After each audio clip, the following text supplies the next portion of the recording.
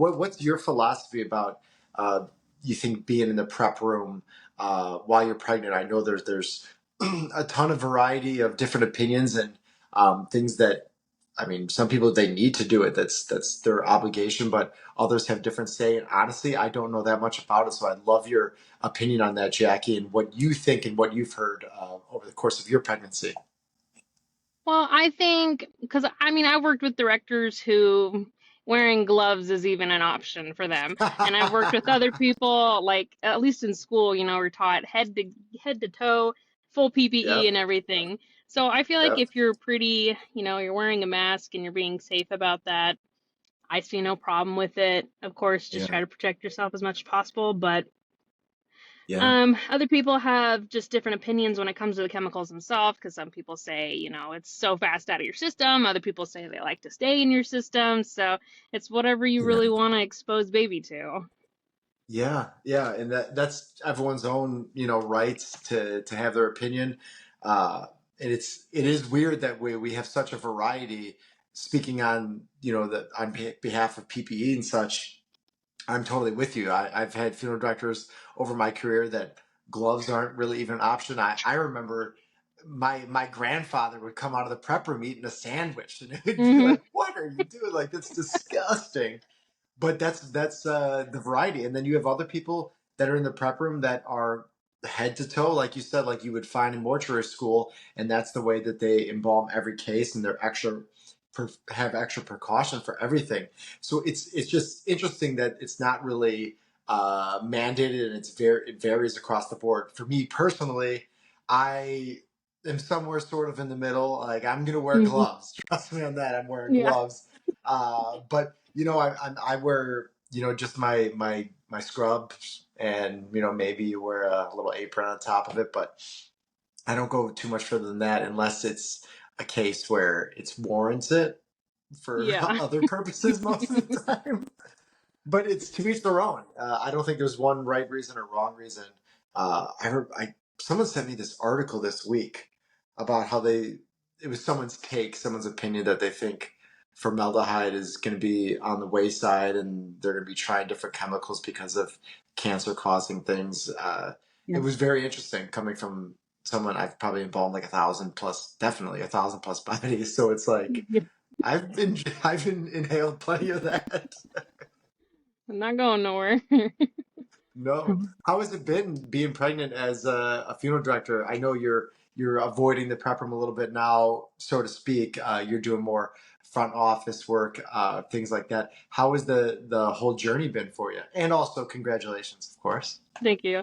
It's been a little bit of a disaster to say the least. Uh, Just because me and my husband were stationed down in Kentucky for the first half of my pregnancy, and I did not foresee the struggles I would be having trying to join the force down there versus at home where I have a lot of connections and where I was working.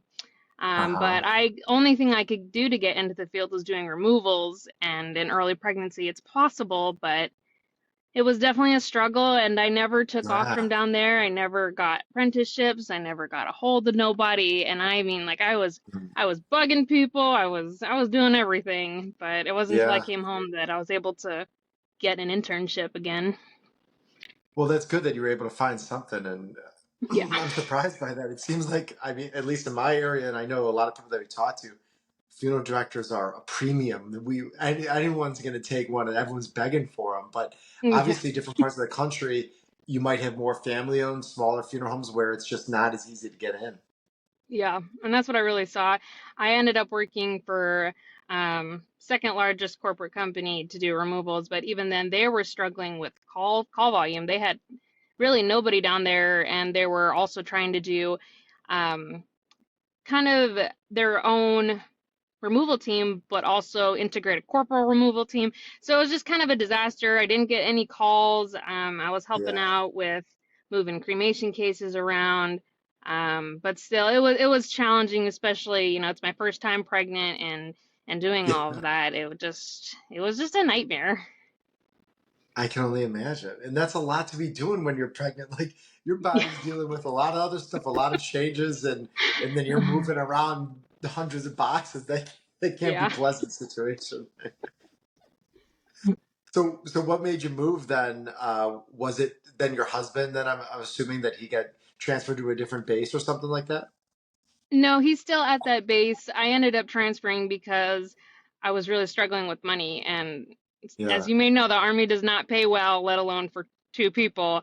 And I Right. decided it was best. Because I finished mortuary school in September and I moved home Okay. in December. So I had, a couple of months, even after finishing school and after completing both of my boards, that I couldn't get anywhere. So I had to move home and like same week I moved home. I had 3 interviews and I was all ready to go, and it's just crazy. I don't know I don't know what it is with the market down there or what, but yeah, because it was local funeral homes and corporate funeral homes, but everybody wants to retire. Everyone was burnt out. Nobody wants to train a new person, or they didn't have it in Yeah. the budget. Yeah. Yeah. I feel you. That makes sense. So your husband's still down there, and does he come back and forth? Oh my Yeah. gosh, that's gotta be so hard, especially when you're pregnant. Like that's Yeah. oh, that must like rip your heart apart. That's gotta be terrible. It's awful, but we're getting through it. It's been a little more difficult because when I first joined the field 2 or 3 years ago, he was deployed over in Europe, and Uh huh. I had a wonderful local funeral home. They took me in, they showed me the ropes. It was my first funeral home ever, and if it wasn't for them, I probably wouldn't be in the field, and that Yeah. was that was a lot easier, and I really thrived there. Yeah, it's good. Once you get that nice first experience, you're kind of striving for that for the rest of your career almost. Yeah, If you have a good, sometimes you have a terrible first experience. You're like, I want anything but that. But yeah, I've heard that from plenty of people. It's like this is what made me get into the industry, and they're trying to get back to that motivation and that a lot of times the camaraderie that you have with the other funeral directors that encourage you to go oh into yeah. mortuary school. So was that the reason you think you went? Was because of that role, or did you have interest in the field before? Well, it all started in high school as a dream, and I thought it was no different than trying to become like an astronaut. It was just something way out there, way too much, and I had a lot Sounds of like more of a people. nightmare than a dream to me. Well, when you're in high school and you're a weird kid, and Yeah. I had a lot of discouragement, and I put it off, and decided to become a CNA, and I worked at hospice for 3 years, and Oh, became okay. really hands-on with death and dying. Yeah. And I was really inspired by removal techs. I'm like, God, I want to do that one day. That looks so cool. And I enrolled in mortuary school while I was a CNA, and then while I was in between jobs and I just started school, I reached out to that funeral home, and they're like, yeah, we'll take you in and show you the ropes, and it was wonderful. How great. That's nice of them. What was it like being, in hospice care? That is just one of the most challenging jobs. It rivals ours and probably not even probably very likely tougher than ours, especially from an emotional standpoint, from what I would consider.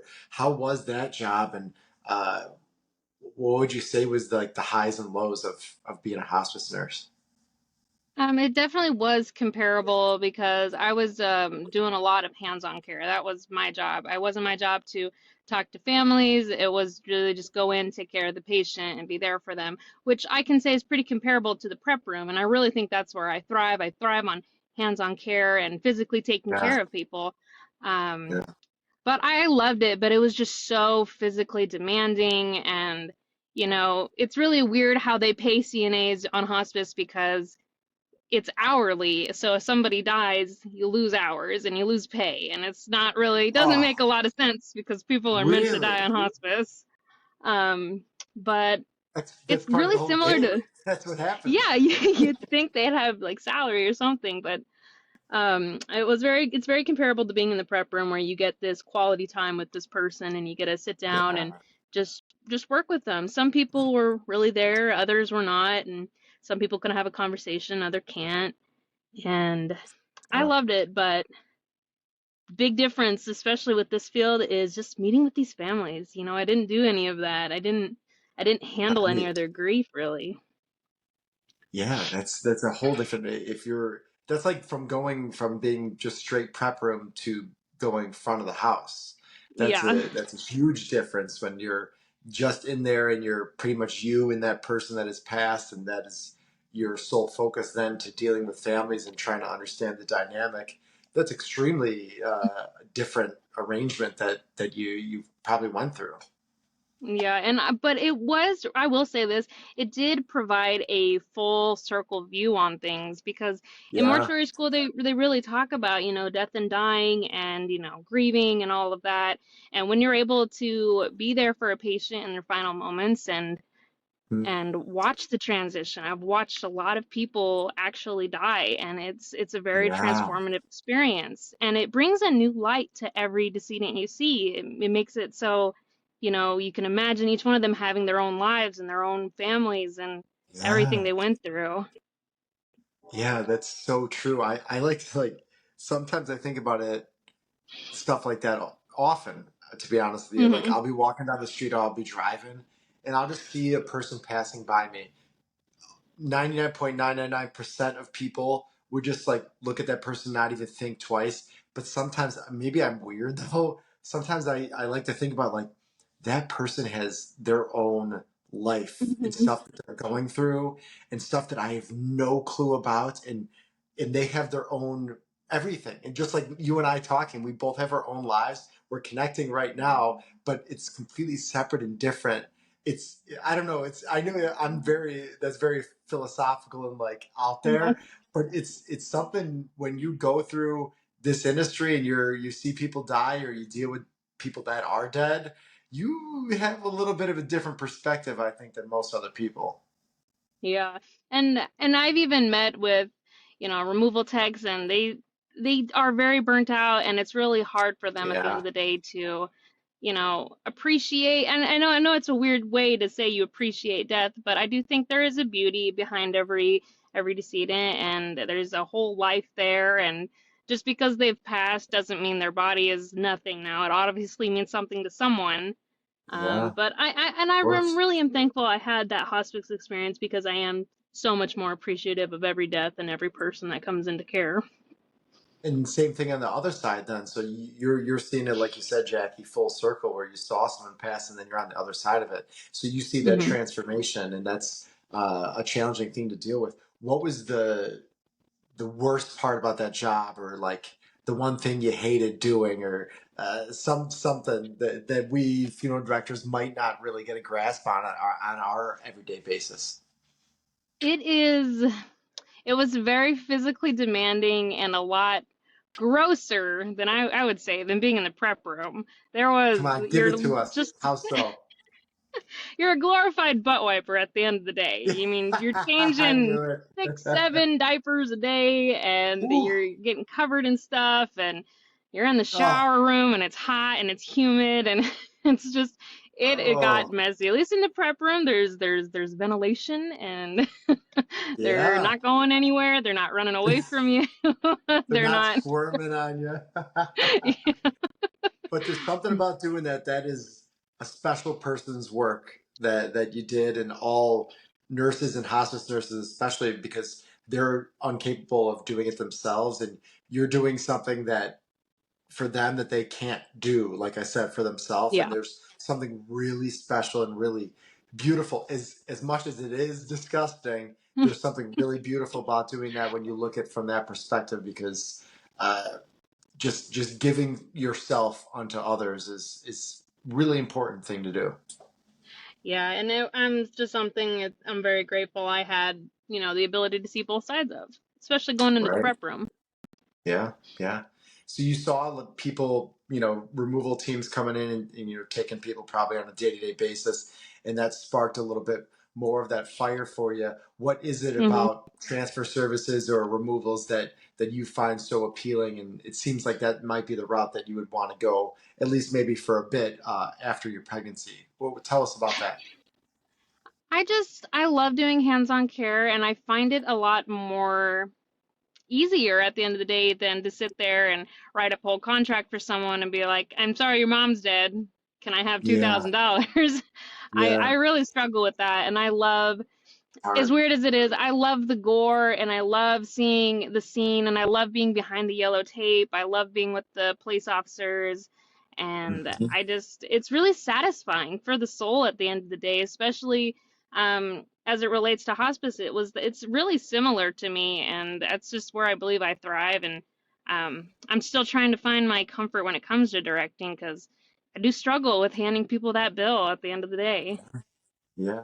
And you're getting a workout in every day too when you're doing Yeah. removals. So, but yeah, that's something that I think a great majority of funeral directors struggle with is that bill. Yeah. And because they're going through such a sensitive time, and because we, for the vast majority of us, are very caring people and we're very empathetic, and we aren't as much as some of the public will let you down to believe that we're money grabbers, which is just Yeah. ridiculous. But being able to having to go through that and handing that bill is challenging, and that's part of what I've tried to do over the course of my career is normalize that a little bit and to show the value behind the scenes of what morticians do.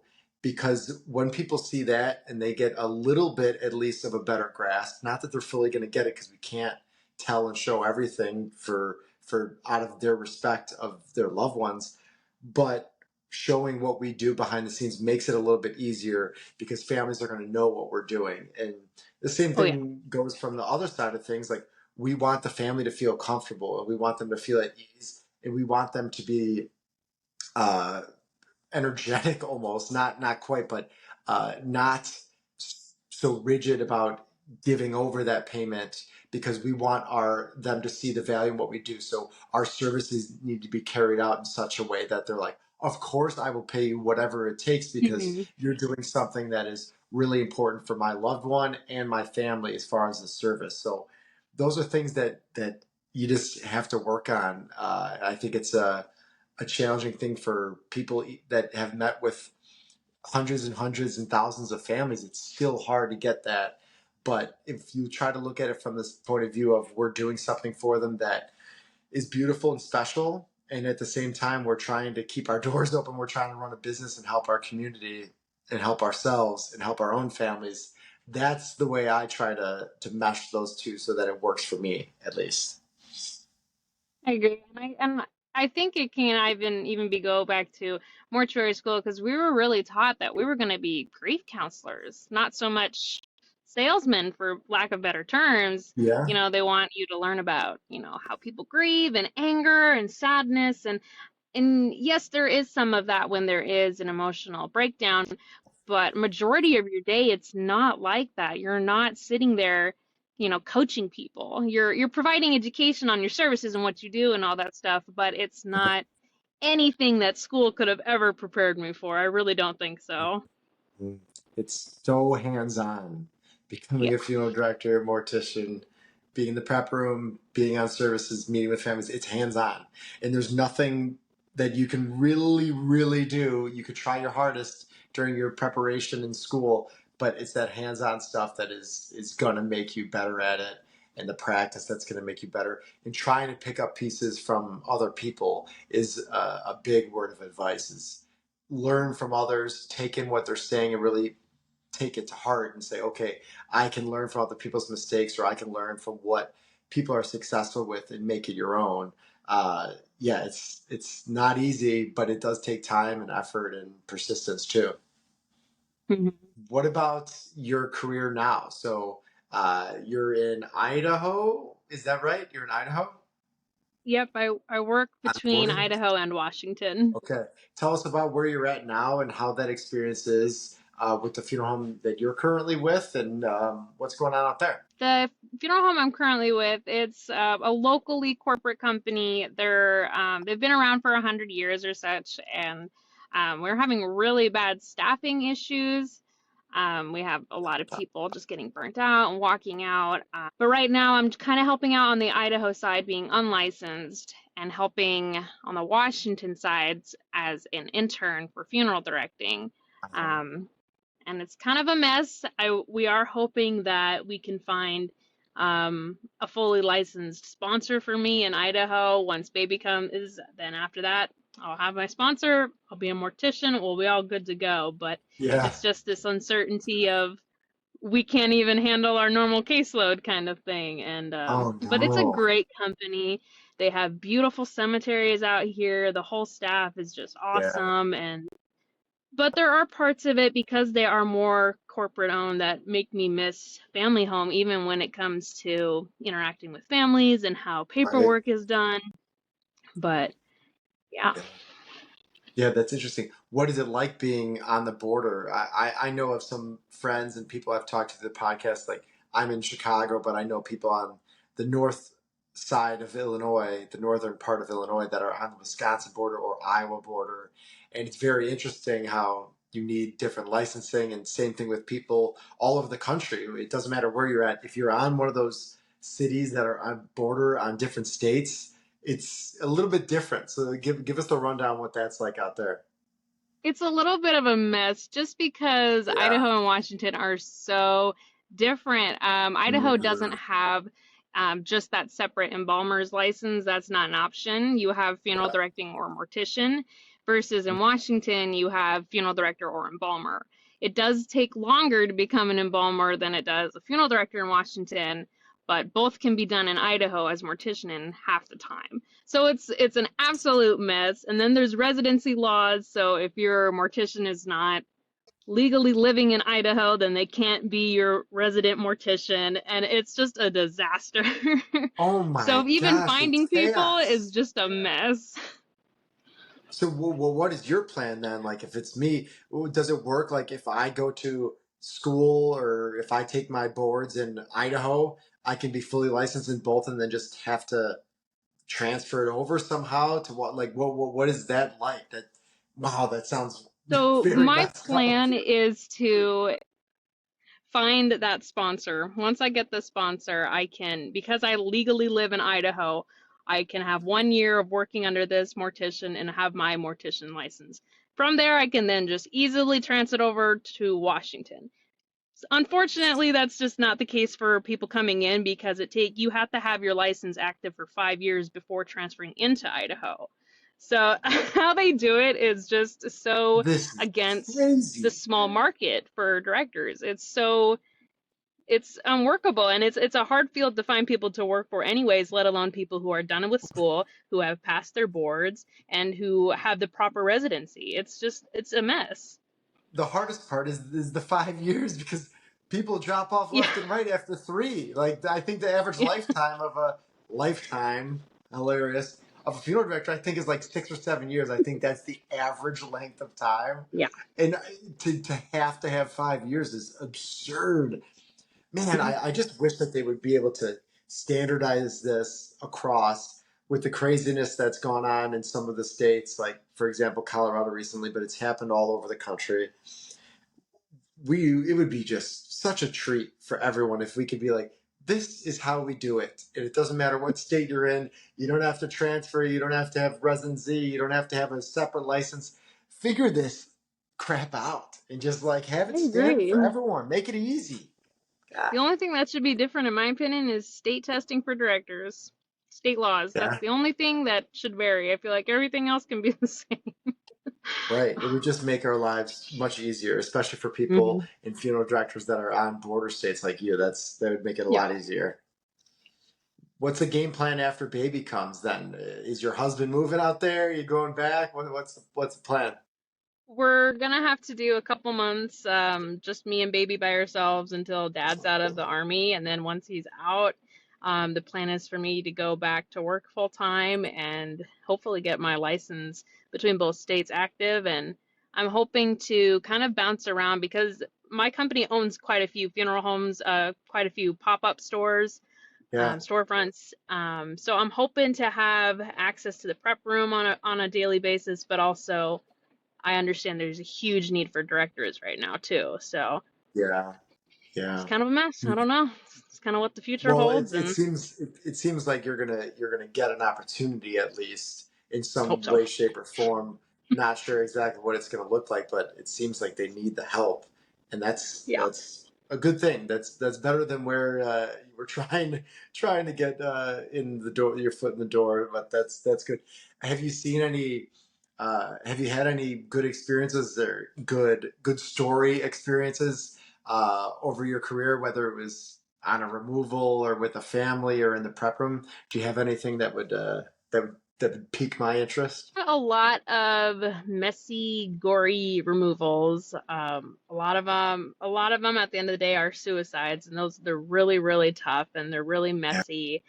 And Give us one um, one story. I want to hear one one. story that was really, we had driven out a couple hours to this small town. Nobody lives out there, Washington, and we Okay. picked up this decedent. It was an obvious drug overdose. He was a really, really tall guy.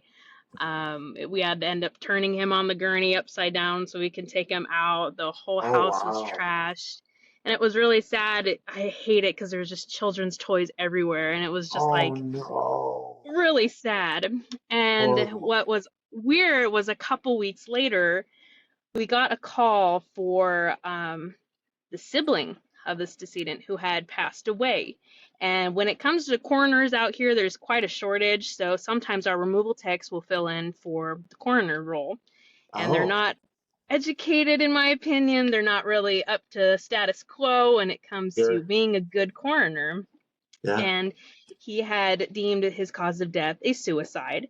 And I was asking about it. I was like, oh, so did he hang himself? And he's like, yes. I said, did you have to cut the rope? And he's like, no. I was like, tell me more. He said, I Then found him how? on the bed with a belt around his throat. And I'm like, that doesn't sound too much like a suicide in my opinion. Might be something else And going on. yeah, come to find out, my parents knew the family of this decedent. Oh And darn. what had happened, it was a drug deal gone bad. And What? because this coroner deemed it a suicide, they didn't do the proper autopsy that was needed. So now the family had to pay out of pocket to do a separate autopsy to prove that it was a drug overdose, or a murder in this case. And it was just a disaster. I mean, I think there was lack of competency on this alleged coroner's side, aside from circumstances. Like you walk into the situation and you see that it was somebody obviously very violent had happened. It Right. wasn't just a simple suicide, but that was a little, what a Wow. disaster. Horrible for the family. Yeah, that's terrible. Just so sad for the family. Do you think the drug dealer tried to make it look like it was a Oh my suicide? Like what was? gosh. Yeah. Yeah, in my opinion, if Delusional. you were keen on, what violence looks like and what versus what suicide looks like, you'd very obviously be able to see the signs, but I just don't think this person had that kind of training. It's I'm really sad. sure it doesn't sound like a. It sounds like they should stick to drug dealing and not and not murdering. The Oh, other that's unfortunate case I had was, it was my first suicide ever, and we yeah. had gotten reports from the news that it was a stabbing. So there's a whole article on this news website that the stabbing happened in this park, and we went out there, and it was a mom who had taken her life in her car, and it was really messy, really violent, and I was already feeling pretty emotionally charged about the case. It was my first time handling that kind of thing. Yeah. And police officers, time and time again, just don't like to get their hands dirty from what I've seen. Okay. And I was the little person on the team, and I ended up having to get into the car and essentially hug her out of it, and got covered in Oh. glass and blood and everything. Oh. And she was one of those people that it's like, from the window view, she looks smaller than she is from the bottom down, and it was Yeah. it was quite a workout. But after, I'm covered in blood, and I had gone back to our removal van, and for the first time doing a removal, the whole news team is there trying to ask me stuff, and they got spotlights there because they believed it was a stabbing. And it was so sad because she had shot herself in the head, and that was Oh. everywhere, and it was just so sad. And then I got to end up meeting with the family, and it was something I was very thankful I was there for, but it was just Right. kind of rude on the news side to just show up at the scene and be asking questions and shoving microphones in people's faces. And then to this day, they still have it marked as a stabbing on their website. That's what happened that day.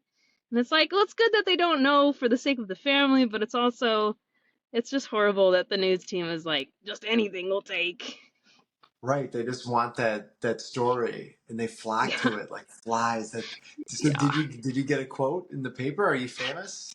No, I didn't say anything, and there was no news broadcasting of it or anything. So I was like, that's good for the family's sake, but I wanted that moment of fame. Wow. And they were there, so when you were taking her out, they were actually there on scene so they could see things? They were pushed behind the yellow tape, so police Good. officers would not let them back there. I was just very grateful for that, but Oh boy. horrible. What a terrible thing. And good that you were able to be there for them and then continue to help them through arrangements and things. It's good when you're able to help that full circle from the start to Oh yeah. finish. It does make a difference, and I think the families feel that too. I love it. I think it makes the job so much better when you can get a full picture of like what happened, what the removal was like, and then you can establish rapport from there. Yeah. And yeah, I think that's the way to do it. And I know there's not a lot of directors that do removals, but if they get the chance to, I think it's a great thing to do just so you're more empathetic with the family, you're more understanding of the situation if you can Yeah. be. But I think it's a great way to go. It is. I mean, I used to make removals all the time. I don't as much anymore, but I always remember wanting to be the first one on the scene, especially if it was, at a family's home or a nursing home and the family's present. That was always such a nice thing for us to do because you could show face and they see you later on at the service or during arrangements. And they're like, oh, you were actually the one that came and helped out. Like, Yep. wow, that's beautiful. What a great thing that you're able to help me through this whole process from beginning to end. I think families do really love it. Obviously, it's not possible with every funeral home. Every situation is Right. different. People's schedules are different. Physical abilities and capabilities are different. So it's just there's so many factors that go into the removal side of things. But if you're able to do it, that more power to you. That's a really nice thing, right? Well, Jackie, this has been a ton of fun. Love talking to you. We hope that everything goes good with the birth and your little baby, and hopefully Dad gets to reunite with you soon, and you get that full license, and you'll be ready to rock. Your life will be flowing. Great role. Thank you so much for joining us today, Jackie. Thank you.